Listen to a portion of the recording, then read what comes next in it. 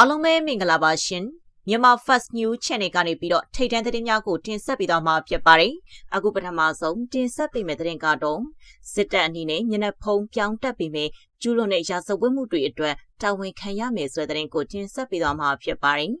အာနာသိန်းစစ်တပ်အနေနဲ့အစိုးရတဲ့ဖွဲ့စည်းမဲ့ညနေဖုံးကိုပြောင်းတက်ပြီးမြကျူးလွန်တဲ့ရာဇဝတ်မှုတွေအတွက်ဆက်လက်တာဝန်ခံရမယ်လို့လွတ်လပ်သောသတင်းမီဒီယာကောင်စီအတွင်းရေးမှူးဦးတိုးစော်လက်ကသတင်းဌာနကိုပြောကြားပါတယ်ပြီးခဲ့တဲ့နှစ်ကုန်ပိုင်းနဲ့ဒီနှစ်ဆန်းပိုင်းအတွင်းအပိုင်း၃ပိုင်းနဲ့စစ်တပ်ကျင်းပခဲ့တဲ့ရွှေကောက်ပွဲကနေအစိုးရတရက်ဖွဲ့စည်းနိုင်ရေးမလတတိယဘက်ကစပြီးဒုတိယကြိမ်လွှတ်တော်ခေါ်ယူဖို့စစ်ကော်မရှင်ကကြိုတင်ပြင်ဆင်နေတာပါဒုစစ်ကောင်ဆောင်ဒုတိယဗိုလ်ချုပ်မှုကြီးစိုးဝင်းကလည်းမကြာမီကာလအတွင်းလွှတ်တော်ခေါ်ယူကအစည်းအဝေးကျင်းပနိုင်ရေးအစိုးရနဲ့တိုင်းပြည်နယ်တွေအလိုက်ပြင်ဆင်တဲ့လုပ်ငန်းတွေလှုပ်ဆောင်နေတယ်လို့ပြောပါတယ်ဖေဖော်ဝါရီ24ရက်ကရှမ်းပြည်နယ်တောင်ပိုင်းနောင်ဝိုးကျန်းခန်းနဲ့မိုင်းပြင်းတပ်နေတို့မှရှိတဲ့နေမြေခံတပ်တွေကိုသွားရောက်ခဲ့ချိန်အရာရှိစစ်သည်မိသားစုတွေနဲ့တိကျစီတွေ့ဆုံချိန်မှာသူကပြောဆိုခဲ့တာပါတတိယအကြိမ်သက်ဆိုင်ရာလွှတ်တော်လိုင်းပထမပုံမှန်အစည်းအဝေးတွေကျင်းပဖို့လှုံ့ဆော်နေပြီးဧပြီလဆန်းမှာသမရရွေးချယ်လို့အစိုးရတစ်တရက်ဖွဲ့စည်းကနိုင်ငံတာဝန်ကိုပြန်လည်လွှဲပြောင်းပေးမယ်လို့ဒုစစ်ကောင်ဆောင်ကဆိုပါတယ်အာဏာသိမ်းမှု9နှစ်ကျော်အတွင်းစစ်တပ်ကျူးလွန်တဲ့ရာဇဝတ်မှုတွေအပါအဝင်လူသားမျိုးနွယ်အပေါ်ကျူးလွန်တဲ့ရာဇဝတ်မှုတွေအတွက်နိုင်ငံတကာအဖွဲ့အစည်းတွေရဲ့တန်ခတ်ပိတ်ဆို့အရေးယူမှုတွေလည်းရှိနေတာပါဒီအခြေအနေမှာအာဏာသိမ်းမှုကြောင့်လက်ရှိဖြစ်ပွားနေတဲ့ပြည်တွင်းစစ်ပဋိပက္ခတွေနဲ့ပတ်သက်ပြီးမျက်နှာဖုံးပြောင်းတက်လာမယ့်နိုင်ငံအကြီးအကဲ Head of State အဖြစ်သမရဦးဆောင်တဲ့အစိုးရအပေါ်တာဝန်ယူမှုတာဝန်ခံမှုတွေကြားရောက်လာတော့မှာပါလွတ်လပ်သောမြန်မာသတင်းမီဒီယာကောင်စီအတွင်းရေးမှူးဦးတိုးစော်လက်ကစစ်တပ်အနေနဲ့ဘလို့အစိုးရပဲပြောင်းကျူးလွန်တဲ့ရာဇဝတ်မှုတွေအတွက်ခွင်းလုံးကျွတ်ရှောင်ထွက်သွားဖို့မဖြစ်နိုင်ဘူးလို့ပြောပါတယ်သူဟာသူစစ်တပ်ဘယ်အစိုးရပဲပြောင်းဒီဥစ္စာတာဝန်ခံမှုအနေနဲ့တော့ဆက်ရှိနေမယ်ဒီအတွက်တော့ခွင်းလုံးကျွတ်လွတ်သွားမယ်မထင်ဘူးဒီဥစ္စာဟာဒီတစ်ခေါက်မြန်မာပြည်ရဲ့အသွင်ကူးပြောင်းရေးထူးဆန်းတဲ့အခြေအနေဖြစ်တယ်အဲဒါကြောင့်တချို့တွေကဦးသိန်းစိန်လက်ထက်က2010နဲ့တူမလားဆိုရင်အစောနာပြောတဲ့စစ်ရာဇဝတ်မှုကျူးလွန်မှုတွေ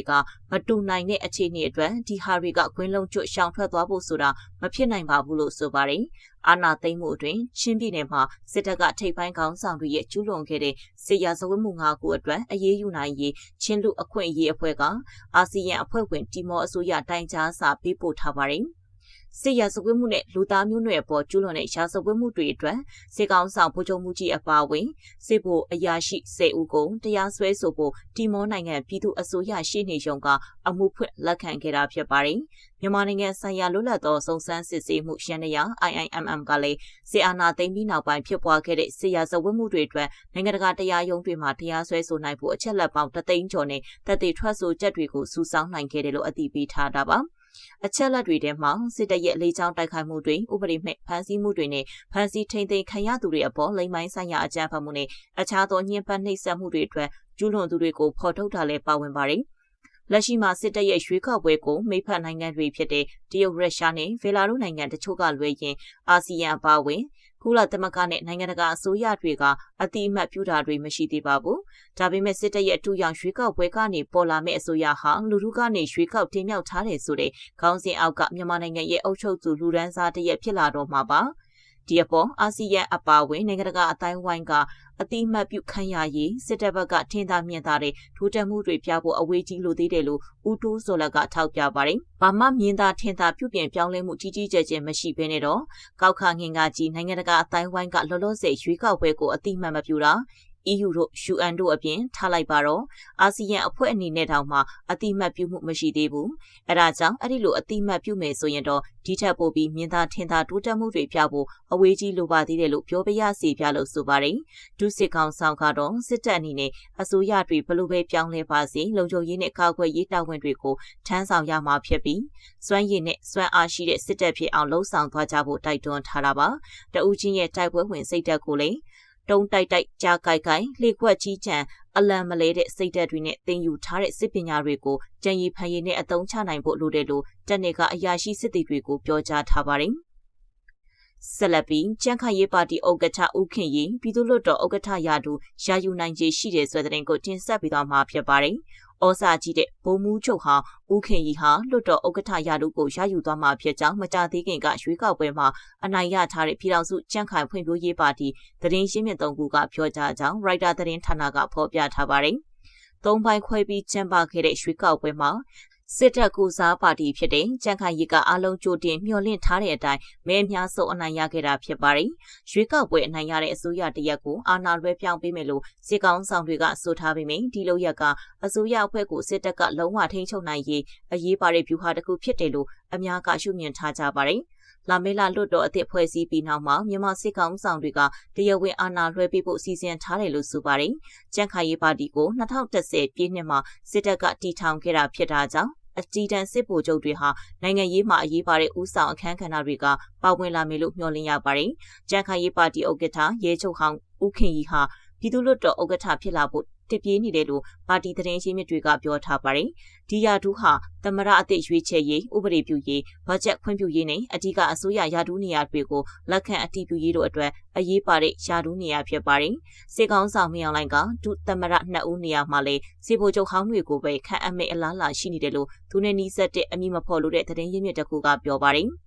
ရွေးကောက်ပွဲအနိုင်ရထားတဲ့ပါတီတွင်မှာအကြီးတန်းစစ်တပ်အရာရှိဟောင်းတွေအများကြီးရှိနေပြီးအထွေအကြုံနဲ့ယာဒူးနေရာတွေအတွက်စဉ်းစားရမှာဥက္ကဋ္ဌအတွက်အသင့်တော်ဆုံးအမြင့်မားဆုံးယာဒူးကတော့လွှတ်တော်ဥက္ကဋ္ဌယာဒူးပဲဖြစ်ဖို့ရှိတယ်လို့အဲ့ဒီသတင်းရင်းမြစ်ကဆိုပါတယ်မြန်မာနိုင်ငံရဲ့2008ဖွဲ့စည်းပုံအရစစ်တပ်ကလွှတ်တော်အမတ်နေရာ25ရာခိုင်နှုန်းကိုအလိုအလျောက်ရရှိထားပြီးကာကွယ်ရေးနယ်စပ်ရေးရာနဲ့ပြည်ထရေးတို့လိုအဓိက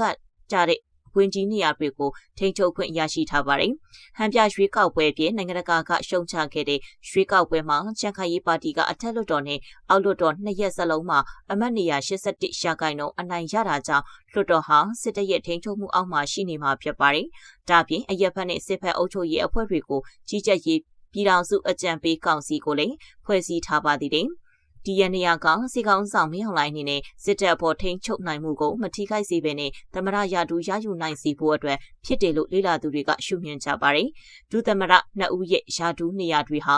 ပွဲတက်ပွဲတိုင်းအနေထားလောက်ပဲဖြစ်ပြီးလွှတ်တော်ဥက္ကဋ္ဌယာဒူကပိုပြီးဩဇာကြီးတယ်လို့လေ့လာသူတွေကပြောပါတယ်။ဦးခင်ကြီးကိုသမရယာဒူခန့်အပ်ဖို့တရားဝင်မဟုတ်တဲ့ကန့်လန့်မှုတွေရှိခဲ့ပေမယ့်သူကလွှတ်တော်ဥက္ကဋ္ဌယာဒူကိုပိုသဘောကျတယ်လို့သတင်းရင်းမြစ်တွေကပြောပါတယ်။အဓိကယာဒူးနေရာတွေခံထားမဲ့ကိစ္စဟာထိပ်ပိုင်းခေါင်းဆောင်တွေလောက်ပဲအသေးအချာသိထားတဲ့လှုပ်ဝက်ကိစ္စဖြစ်တယ်လို့လည်းကြံ့ခိုင်ရေးပါတီသတင်းရှိမြစ်တွေကပြောပါတယ်။ဆက်လက်ပြီးမင်းမသက်မာမှုကြောင့်အာဏာသိမ်းခဲ့ရခြင်းဖြစ်ပြီး၎င်းတို့ကျင်းပသောတရားမျှတသည့်ရွေးကောက်ပွဲမှပေါ်ထွက်လာသည့်အစိုးရကိုအာဏာလွှဲမည်ဟုဒုစစ်ကောင်ဆောင်စိုးဝင်းပြောတဲ့ဆိုတဲ့သတင်းကိုတင်ဆက်ပေးသွားမှာဖြစ်ပါတယ်။2020ရွေးကောက်ပွဲတွင်မင်းမသက်မာမှုများရှိခဲ့၍အာဏာသိမ်းခဲ့ရခြင်းဖြစ်ကြောင်းနှင့်၎င်းတို့ကျင်းပခဲ့သည့်တရားမျှတသောရွေးကောက်ပွဲမှပေါ်ထွက်လာမည့်အစိုးရတစ်ကိုအာဏာလွှဲမည်ဟုအာဏာသိမ်းဒုစစ်ကောင်ဆောင်ဒုတိယဗိုလ်ချုပ်မှုကြီးစုဝင်းက၎င်း၏လက်အောက်ခံတရင်တပ်ဖွဲ့များကိုပြောကြားလိုက်ပါသည်။ရှမ်းပြည်နယ်တွင်ရှိနောင်ဘိုကြိုင်ခန်းနှင့်မိုင်းပြင်းတပ်နယ်များမှစစ်အရာရှိများနှင့်မိသားစုဝင်များကိုဖေဖော်ဝါရီ24ရက်ကတွေ့ဆုံစဉ်